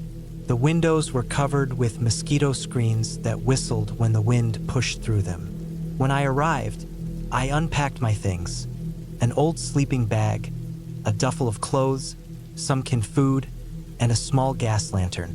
The air inside the cabin smelled faintly of mildew and something else, like old animal fur. I swept the dust from the corners, checked for leaks, and stacked some firewood by the stove. It wasn't perfect, but it would do. The nearest person was miles away, and that isolation felt almost comforting at first. The park was quiet that time of year. My main duty was to inspect the perimeter trails, check for signs of illegal hunting, and keep an eye out for campers who wandered off marked paths. Most days I spent hiking alone, carrying a small radio and a notebook. The forest was dense with tall pines, some of them scarred from past lightning strikes. In certain areas, the ground dipped sharply, forming hollows that filled with fog in the early mornings. Deer tracks covered the mud near the lower trails, and occasionally I'd see bear scat, but never the animal itself. The days were long but manageable. It was the nights that felt strange. The first evening I spent there, after dark settled in and the forest went silent, I noticed how still everything became. Not quiet in the normal sense, no crickets, no wind, no movement, just a heavy, motionless kind of silence. I sat on the porch with a cup of coffee, staring into the dark, and it felt like the woods were watching back. Every few minutes I thought I heard something faint, maybe a branch breaking or footsteps in the distance. But whenever I stood up and listened harder, it would stop. A week passed like that. The feeling didn't go away. I started noticing small things. Once, I woke up to find muddy prints on the porch. Bare human prints, small but clear, leading up to the steps and then back into the woods. I tried to tell myself it was probably some hiker who got lost and came close to the cabin before realizing someone was inside. But it didn't sit right with me. There were no footprints around the rest of the clearing, only those 2 lines of prints leading straight up and back down, like whoever it was walked carefully just to the steps and then turned around. Another night, around 2 a.m., I woke up because the cabin felt colder than usual. I realized the stove had gone out, so I got up to relight it. That's when I noticed the faintest sound outside, like breathing. Slow, deep breathing, right outside the wall near my bed. I froze and waited, my heart pounding so hard I could feel it in my chest. I turned off the lantern and stood in the dark, listening. The sound went on for maybe 10 seconds, then stopped. I waited another minute before I even dared to move. When I finally looked through the window, there was nothing but darkness. I didn't sleep after that. During the day, I searched around the cabin, thinking maybe I'd find tracks or a sign of an animal. There was nothing. The ground was dry, and the leaves looked untouched. That same day, I hiked further north, to a section of forest where the trees grew closer together. That's when I found something strange. A torn-up sleeping bag, shredded and weathered, maybe 2 or 3 years old. Nearby, a rusty metal mug and the remnants of a campfire, long cold. It didn't mean much by itself. People abandoned gear all the time, but the way the sleeping bag was ripped open, not cut, stood out. It looked like it had been pulled apart by force. I reported it to the Maine ranger station, wrote it up in my daily log, and moved on. Still, I couldn't shake the thought that something was wrong in that area. By the second week, the noises got worse. It wasn't just random sounds anymore. I started hearing things closer to the cabin. Crunching footsteps, low dragging sounds, sometimes a dull thud like something hitting the outer wall. I told myself it was probably an animal, maybe a bear or a cougar. I kept my rifle loaded just in case. Then, 3 nights before I was supposed to leave, something happened that I still can't explain. It was just past midnight. I was writing in my notebook by lantern light when I heard a sharp snap outside, followed by the sound of something running through the brush. It was heavy, fast, moving low to the ground. Then it stopped right outside the window beside the kitchen. I didn't move. I could see faint movement through the mesh screen, just a shadow. Then the handle of the door rattled. Slowly, softly, like someone was testing it. My chest went tight. I stood up, gripping the rifle but not daring to breathe. The handle moved again, slightly this time, as if whoever it was knew I was inside. After a few seconds, it stopped. I waited, counting the seconds in my head. Then I heard footsteps retreating, slow, deliberate steps, moving away from the cabin into the trees. I stayed awake until dawn, sitting on the floor with the rifle pointed at the door. When light finally crept through the windows, I stepped outside. There were tracks again, bare feet smeared with mud. This time, I could see where they came from. They led from the tree-line to the door, circled the cabin twice, and then disappeared into the woods behind the creek. That morning, I packed my things. I was supposed to stay another few days, but I couldn't do it. I drove straight to the station, turned in my report, and told the supervisor I was done early. He didn't ask for details. A few months later, out of curiosity, I looked up some old records about that area. It turned out a hiker went missing near Bear Hollow back in 1993, 5 years before I worked there.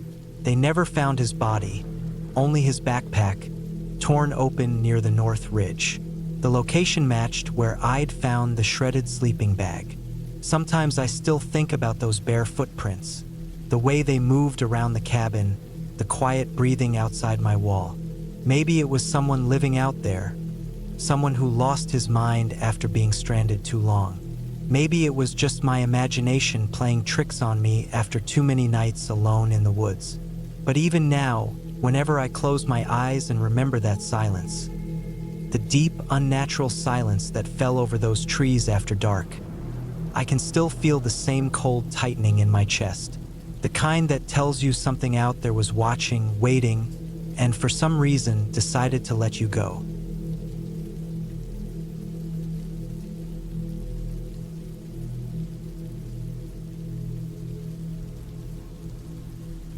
It was late October of 2016 when I decided to take a week off and head out to the small cabin I'd built 2 years earlier in the woods outside of Sandpoint, Idaho. I'd been working long shifts at the mill, and the noise, the lights, the endless chatter of people had worn me down to the bone. I wanted quiet, just me, the trees, and my dog, Cooper. He was a mixed breed, part shepherd and part lab, about 6 years old then. Loyal, smart, and quiet, which was exactly what I needed. The cabin sat about 40 minutes from the nearest paved road, down a dirt trail that twisted through thick pine trees and led to a small clearing. There was a narrow stream about 100 yards behind it and a mountain ridge that caught the last bit of sunset each evening. The cabin was nothing fancy, just one main room with a small kitchen area, a wood stove, and a narrow bed tucked into the corner. The air always smelled faintly of pine and old smoke, and I liked that.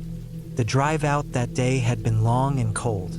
The sky was gray, and the clouds hung low, heavy with rain that never quite started. By the time I got there, the light was already fading. The forest around me felt quieter than usual. Not the usual kind of silence, but something heavier, like even the air was listening. I remember noticing that Cooper seemed alert, sniffing the air more than normal.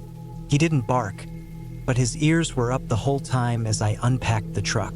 Once I got the fire going, things felt a little better.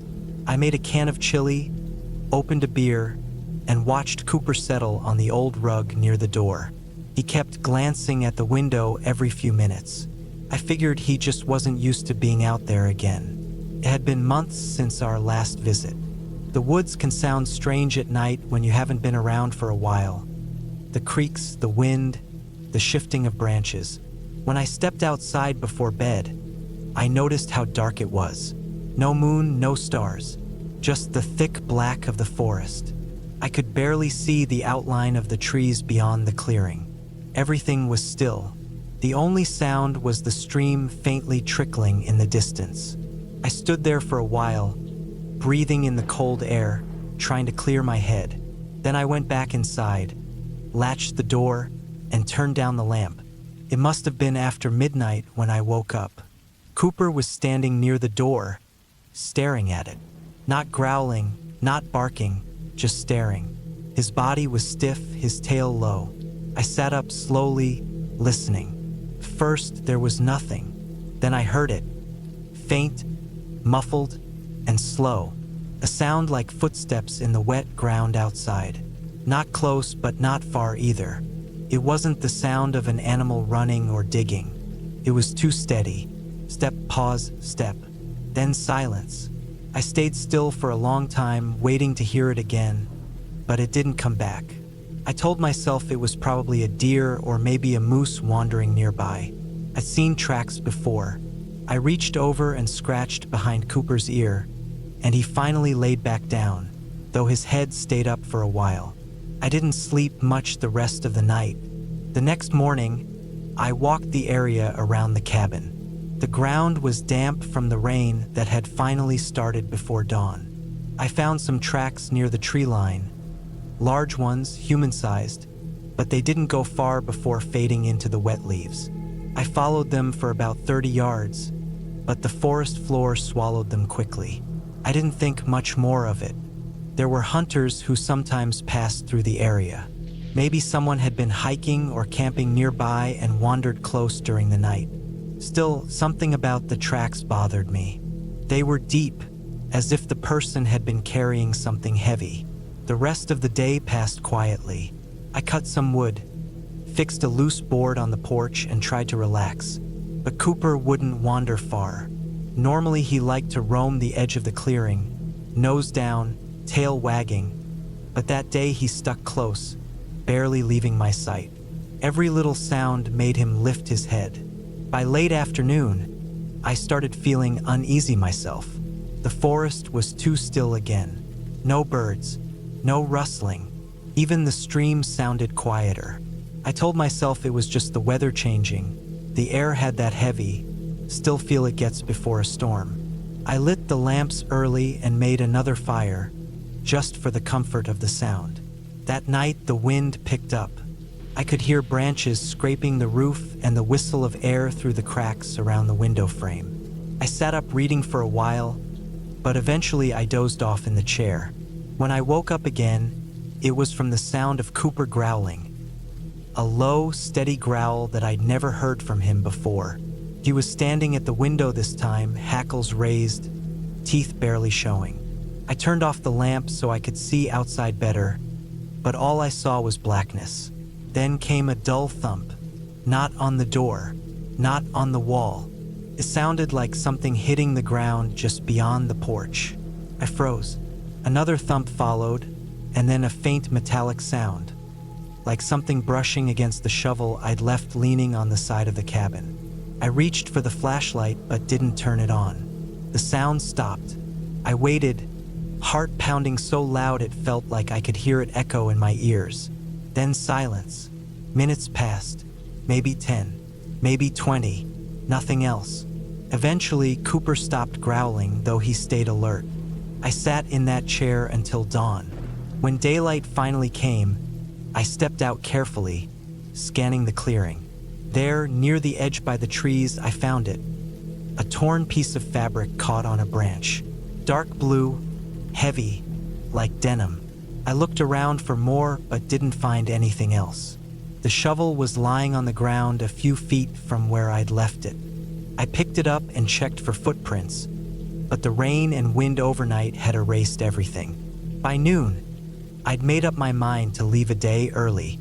I packed everything, loaded up the truck, and called for Cooper. He jumped in without hesitation. As I turned the truck around on the narrow trail, I glanced in the rearview mirror one last time. For just a second, I thought I saw something, a shape, maybe standing near the tree line where I'd found the fabric. But the trees shifted in the wind, and whatever I thought I saw was gone. The drive back to town felt longer than usual. I kept looking in the mirror, half expecting to see something following, though I knew how foolish that was. When I finally pulled into my driveway that evening, I felt the kind of relief you only feel after walking away from something you don't fully understand. A few days later, I stopped by the ranger station out of curiosity and asked if anyone had reported missing hikers or hunters around that area. The ranger checked a clipboard and shook his head. Nothing. No missing people, no reports, no camps left behind. I never went back to that cabin again. I sold it the next summer. The man who bought it asked me if there was anything he should know about the property. Animals, flooding, anything like that. I told him the truth, at least most of it. I said the woods were quiet, the place was peaceful, and that sometimes, after dark, it just felt a little too quiet.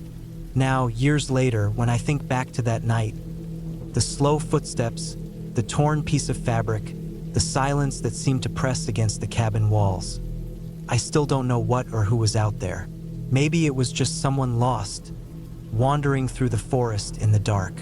Maybe they saw my light and decided to keep their distance. But sometimes, when I wake up in the middle of the night and see Cooper standing at the window again, ears up, staring out into nothing, I remember that sound, step, pause, step, and the way the woods felt that night. And I'm reminded that some things don't need to be explained to still be real.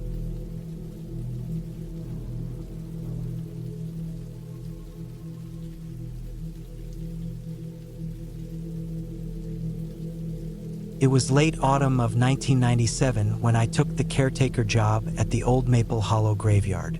It sat 3 miles outside a small town in northern Montana, where the road turned from cracked asphalt to dirt and then to little more than a pair of muddy tire tracks. The pay wasn't much, but the place came with a cabin, a one-room building near the far corner of the property. I didn't have much else going for me then, so I took it. The first time I saw the cabin, I thought it looked more like a shed than a home. The walls were weathered and gray, the roof leaned to one side, and the door hung by one hinge. Inside was a cot, a small wood stove, and a table with one leg shorter than the others. The air smelled of dust, pine, and something metallic. Maybe rust, maybe old nails in the floorboards.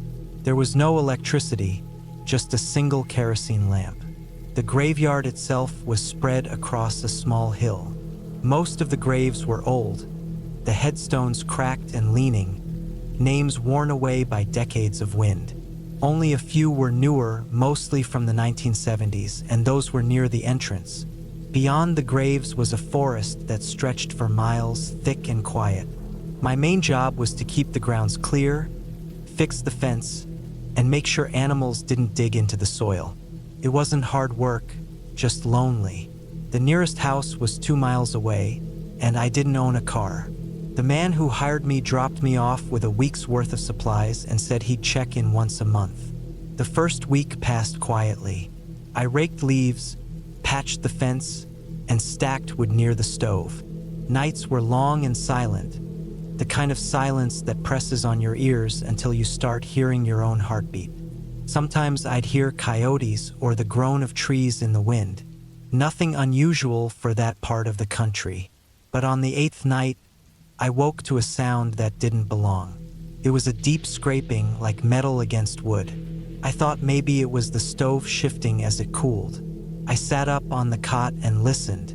The sound came again. Slow, steady, close. Came from the back wall of the cabin. I grabbed the lamp, lit it, and crouched near the wall. The noise stopped. I waited a long time, then finally set the lamp down and went back to bed. I didn't sleep much. The next morning, I checked outside. The ground behind the cabin was soft from last night's rain. There were marks, long lines cut into the dirt, like something had been dragged. They led from the back of the cabin toward the tree line and stopped there. I followed them a few steps but saw nothing else. Maybe a raccoon, maybe a deer pulling something through the mud. I didn't think much more about it. Over the next few nights, I heard it again. Always that scraping, never at the same time, never for long. Sometimes it sounded closer to the window, sometimes beneath the floor. I started keeping the lamp lit through the night, though I knew it was wasting oil. By the 3rd week, I was running low on supplies. The man who hired me wasn't due back for another 10 days, so I decided to walk into town. I left early, reached the edge of town around noon, and bought canned food, matches, and a small radio.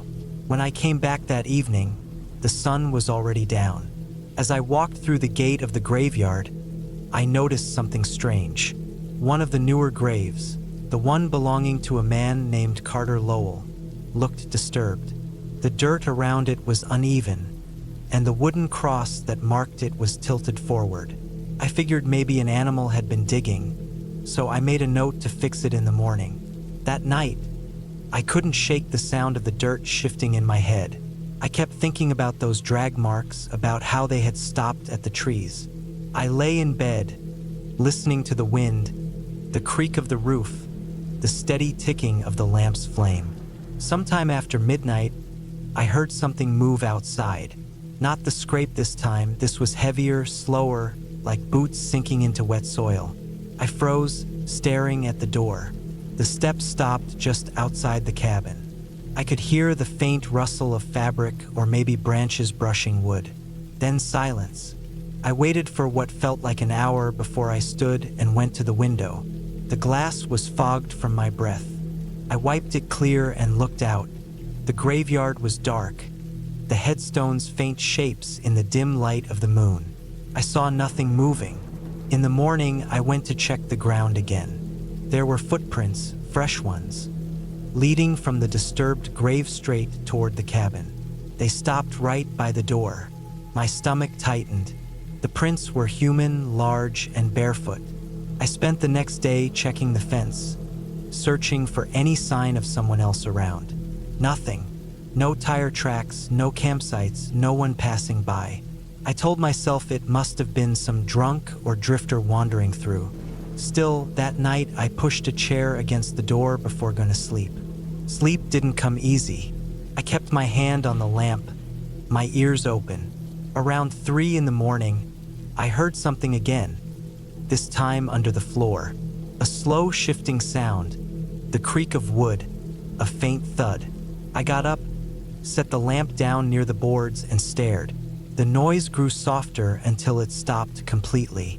By sunrise, I'd made up my mind to check under the cabin. The crawl space was barely 2 feet high, just enough for me to see underneath with the lamp. I lifted the loose board near the corner and lowered the light. What I saw made me step back hard. Under the cabin was a pile of soil and stones, freshly turned. The ground had been dug up in spots, uneven and deep. In the center, half buried, was a wooden handle, the kind used on shovels. I reached down, pulled it free, and saw dark, wet earth clinging to the blade.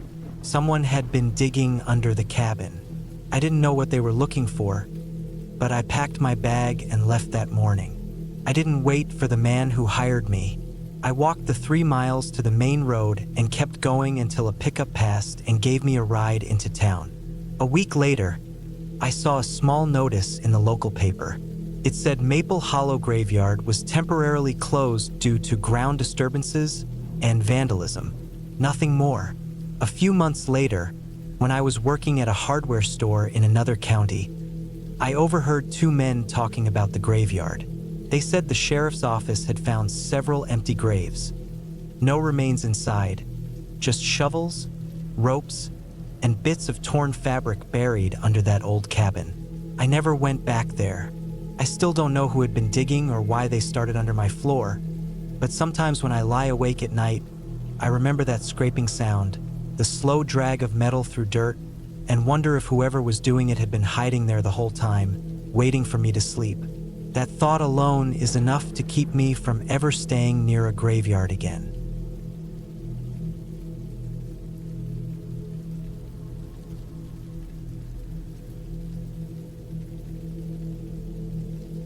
It was late October of 1998 when I decided to take a week off from work and drive up to an old cabin that belonged to a friend of mine. He used to go there for hunting trips but hadn't been there in years. The place sat deep in the northern woods of Minnesota, around 20 miles from the nearest small town. I'd been meaning to get away from the noise for a while, clear my head a bit, and just spend some quiet time with my dog, Rusty. He was a big brown mixed breed, calm but protective. The drive there took most of the day.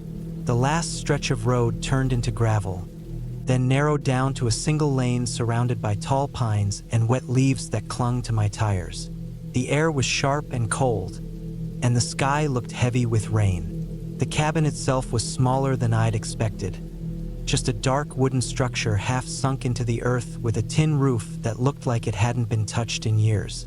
The porch sagged a little in the middle, and an old rocking chair sat there, covered in dust and pine needles. Inside, the place smelled of damp wood and stale air. Dust floated in the slanted afternoon light that came through the single front window. There was one main room with a small kitchen area, a stone fireplace, and a short hallway that led to a small bedroom and a bathroom with a metal tub. Everything was cold to the touch. There was no electricity, just a gas lantern and a few candles on a table near the wall. I unpacked my things slowly, checking corners as I went. The silence was heavy. Even Rusty seemed unsettled at first. He kept sniffing the corners of the room, pacing back and forth before finally lying down near the fireplace. I gathered some wood from outside and got a small fire going. The sound of crackling would made the place feel a little less dead. That first night, the wind picked up. The trees scraped against the walls, and I could hear the faint clatter of loose branches hitting the roof. I lay in bed with my jacket still on, staring at the wooden ceiling while Rusty slept at my feet. I wasn't afraid exactly, but the kind of silence that exists that far from people feels different. It's not peaceful, it's heavy. Every sound, a creak in the floor, a gust of wind, seems to carry too much weight. The next morning, I took Rusty for a walk around the property. The woods behind the cabin sloped down into a marshy area, where the ground was soft and damp. I noticed what looked like tire tracks in the mud near the edge of the clearing. Not fresh, but not too old either. Maybe from someone who'd come up earlier in the summer. I didn't think much of it. Later that day, I decided to fix up a few things inside. Tighten some loose boards, clean up the kitchen area, clear the dust off the windows. I found an old toolbox under the sink, full of rusted nails and dull screwdrivers. When I bent down to move it, I noticed something odd. A faint dark stain on the floorboards near the kitchen table. At first, I thought it was just old water damage, but the shape of it was strange. It looked smeared, like something heavy had been dragged across the floor years ago. The wood there was darker, almost black in the center. I knelt down and ran my fingers over it. The texture felt different, slightly sticky even after all that time. I wiped my hand on my jeans and tried not to think about it. By the third night, the rain came. It started as a drizzle, then turned into a steady downpour that beat against the tin roof so hard it drowned out almost everything else. Rusty wouldn't settle. He kept pacing, growling softly under his breath as if he could hear something I couldn't. Every time I looked at him, his ears were pointed toward the door. I sat in front of the fire, watching the flames sway as the wind whistled through cracks in the walls. I tried to shake the feeling, but it felt like someone was out there. Maybe just a hunter or some drifter passing through, but the woods felt alive that night, restless. I checked the window once, but all I saw was my own reflection in the glass, the firelight flickering behind me. At around midnight, Rusty started barking, low and sharp. He was standing near the front door, hackles raised, staring straight ahead. I grabbed my flashlight and opened the door just enough to look out. The rain was still coming down hard, blurring everything into a silver mist. I stepped out onto the porch, shining the light into the tree line. There was nothing, no movement, no sound except the rain. Then, as I turned back toward the door, the beam of my flashlight caught something near the edge of the clearing. A dark shape half buried under the mud. For a second, I thought it was just a log, but the shape was too even. It looked like a small box or maybe a crate, partly covered in wet leaves. I went back inside, grabbed a raincoat, and went out with Rusty following close behind. When I reached it, I realized it wasn't a box. It was an old duffel bag. The zipper was half open, and the fabric was stiff with mud. I hesitated before pulling it open. Inside, I saw old clothes, torn jeans, a flannel shirt, and something that looked like a work boot. Then, under the shirt, I saw the edge of a wallet. The wallet was soaked, but I could still make out the ID through the plastic. A man named Douglas Grant. Local address, dated from 1992. I stuffed it back into the bag and zipped it shut. The rain was washing mud into the opening, and I didn't want to dig deeper. I dragged the bag closer to the porch and left it there. Back inside, I sat down near the fire again, trying to think it through. Maybe it was a hunter who lost his bag. Maybe someone got hurt out there. But the uneasiness kept creeping back in. I kept thinking about the dark stain on the floor near the kitchen and how old it looked. I'd noticed nails and boards along the back wall that didn't match the rest. Newer wood, different grain. In the morning, the rain had stopped and the sky was gray. I went around back to check the wall. One section of the boards was nailed unevenly, like someone had replaced them in a hurry. I pried one loose with a hammer. Behind it, the smell hit me first, faint but sour, like something old and decayed. I stepped back, my stomach turning. Rusty growled again, low and deep. I forced myself to look closer. There was a shallow space behind the wall, just wide enough for something to be hidden. Inside was an old metal canister, like a fuel can but dented and rusted. I pulled it out, set it down on the ground, and opened the cap. Inside were scraps of paper, photographs, and something wrapped in a plastic bag. Bones. Small bones. Animal bones, probably. I told myself that right away. But the photographs made it worse. They were black and white, water-damaged, showing people I didn't recognize. Men with hunting gear posing near the cabin. One of them was the same man from the ID Douglas Grant. I put everything back, sealed the can, and nailed the board shut again. I didn't want to know more. By late afternoon, I'd packed my things. I loaded Rusty into the truck, grabbed the duffel bag, and drove straight to town. I dropped the bag off at the local sheriff's office, told them where I found it, and left without waiting for answers. I never went back to that cabin again. A few months later, I got a call from a deputy asking me to come in. They'd confirmed that Douglas Grant had gone missing in 1993, last seen heading toward that same area. They'd found remains near the marsh not far from the cabin, animal remains mostly, but one bone had been human.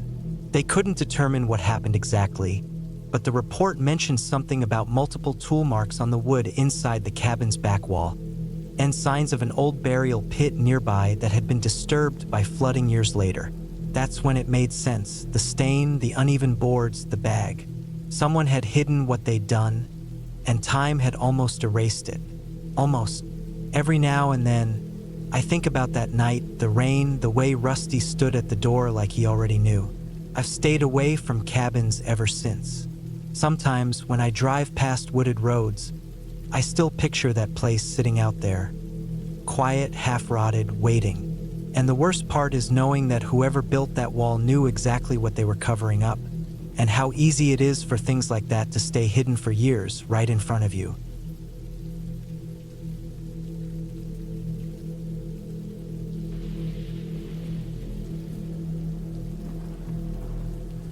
It was late October of 1998 when I drove up to a small wooden cabin tucked in the far woods of northern Montana.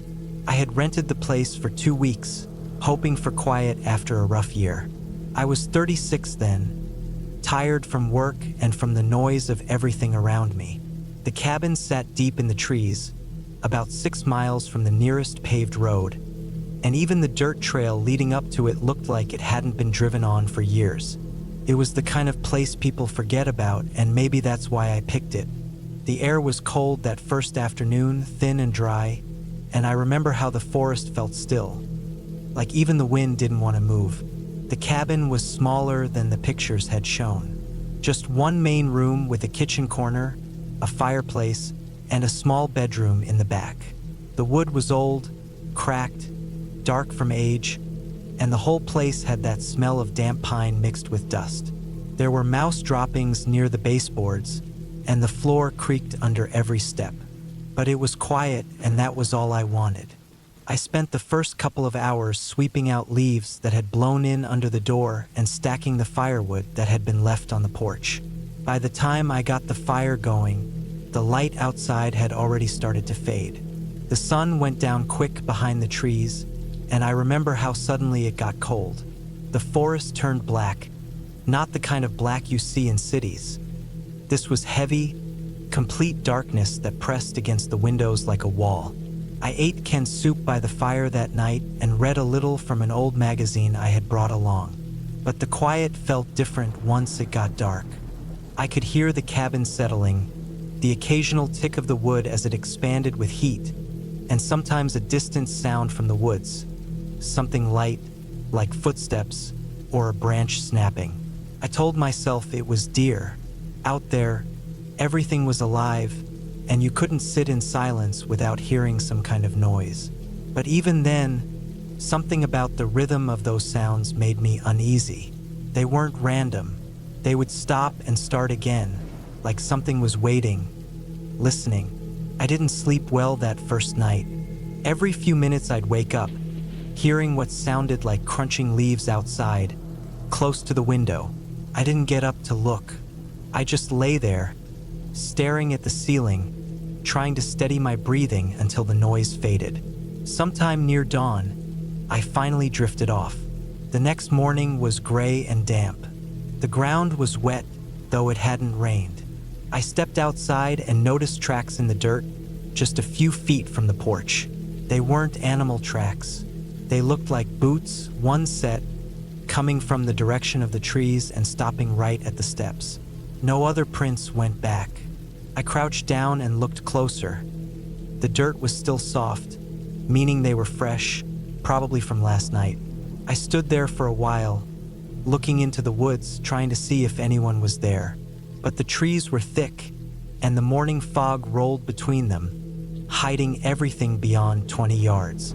I told myself maybe some hiker had wandered close by, but deep down I knew no one hikes that far-off trail without reason. I stayed close to the cabin that day, tried to keep busy splitting wood and fixing up the window latch that was loose in the bedroom. I kept checking the tree line now and then, but saw nothing. Around sunset, the wind picked up, carrying the smell of wet soil and smoke from the fire I had going inside. I sat on the porch for a while, watching the trees move. The forest went quiet again as the light dropped, the kind of silence that made even your own heartbeat sound too loud. That night, I locked the door and set a chair under the handle just in case. I left the fire burning low and tried to sleep again. Around midnight, I woke to a faint creak, like the sound of a board shifting under weight. I froze. The sound wasn't inside the room, it came from the porch. It was slow, spaced apart. One step, then another. My dog back home would have barked his head off at that sound, and for a moment I wished I'd brought him with me. The footsteps stopped right outside the door. I held my breath, waiting for a knock that never came. Then the doorknob turned, just slightly, enough to make the chair legs squeak against the floor. I didn't move. My heart was hammering so hard it felt like the noise alone would give me away. The handle stopped turning, and after a few seconds of silence, I heard the steps again. This time moving slowly off the porch, fading into the woods. I sat there in bed until the light started to show through the curtains. When I finally got up, I went straight to the door. The ground outside showed another set of prints, deeper this time, right up against the steps. I could see where someone had stood for a while, maybe watching. That morning I packed some of my things, ready to leave, but the dirt road back out was so muddy from the night's moisture that my truck got stuck halfway down. The tires spun uselessly, and I had to give up and walk back to the cabin until it dried out more. I told myself I'd leave first thing in the morning. The rest of the day I barely went outside. I kept the rifle that hung over the fireplace close, loaded it just in case. As night came again, I stacked wood high in the firebox and sat by it, staring at the flames. Every small sound from outside made me tense. Around 2 in the morning, I heard something drag across the porch, slow, scraping, like a shovel or a piece of metal. Then silence again. I didn't move from my chair until daylight. When I finally stepped out, I saw marks on the porch boards. Long, thin scratches that hadn't been there before, leading to the edge where the steps began. The forest looked calm, untouched, as if nothing had happened. I didn't care about the mud anymore. I threw my things into the truck, revved the engine, and forced it through until it caught grip and broke free. When I finally reached the main road, I stopped at a small gas station about 10 miles out. The old man behind the counter looked at me funny when I came in covered in mud and half shaking. He said the cabin had been empty for years before being rented out again, that the last person who owned it left after someone broke in one night and took all his tools. They never found who did it. I drove all the way back to Billings that day and never went near that part of Montana again. For weeks afterward, I couldn't sleep without checking the locks 3 or 4 times. Sometimes I'd wake up at night thinking I heard that same slow creak of the porch steps outside my window. It's been over 20 years now, but even when I think about that cabin, I can still smell the damp wood, the cold air, the sound of the doorknob turning in the dark. I never told anyone much about it, mostly because there wasn't anything to explain, no ghosts, no monsters, just something human, and that's what made it worse. Whoever was out there that night wasn't trying to scare me. They were trying to get in, and I don't think they were the kind of person who would have left me alive if they had.